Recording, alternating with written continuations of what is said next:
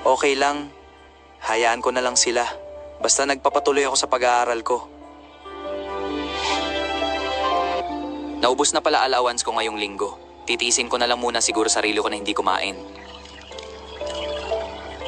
Balong, tara kain tayo. Hindi ka ba bibili? Okay lang, busog pa naman ako. Sigurado ka? Halata namang gutom ka eh. Okay lang talaga. Balong, pasensya ka na ha. Hindi pa kita mabila ng mga gamit mo, lalo ng sapatos mo. Okay lang po, Nay. Mas importante naman po na nakapasok ako at makapagtapos. Naganda na ako ng makakain natin. Kumain ka na. Opo, Nay. Salamat po. Sige, kain lang. Kailangan kong makapagtapos ng pag-aaral para matulungan si nanay at matupad ang pangarap ko.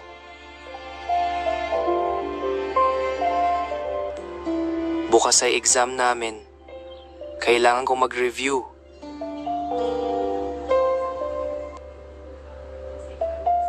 Kailangan kong galingan para sa kinabukasan namin ni Nanay. Sa kabila ng hirap, hindi sumuko si Balong sa kanyang pag-aaral.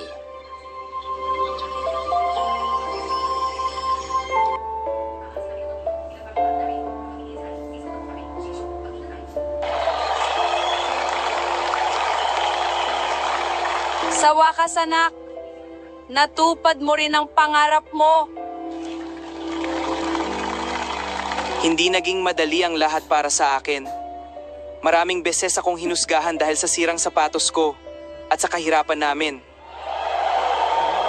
Pero natutunan ko na hindi hadlang ang kahirapan para maabot ang pangarap. Basta may tiyaga, sipag at paniniwala sa sarili. At higit sa lahat, salamat sa nanay kong hindi sumuko para sa akin. Mahal na mahal kita, anak. Salamat po sa lahat, Nay.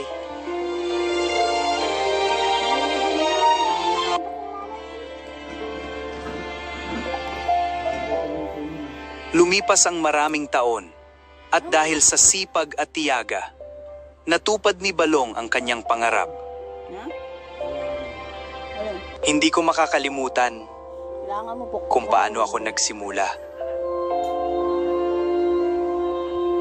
Walang batang dapat mahiyang pumasok dahil lang sa sirang sapatos. Pangarap ko na makatulong sa mga batang tulad ko noon. Minsan, ang pinakamalalim na sugat ng kahirapan ang siyang nagiging dahilan para magsikap at magtagumpay.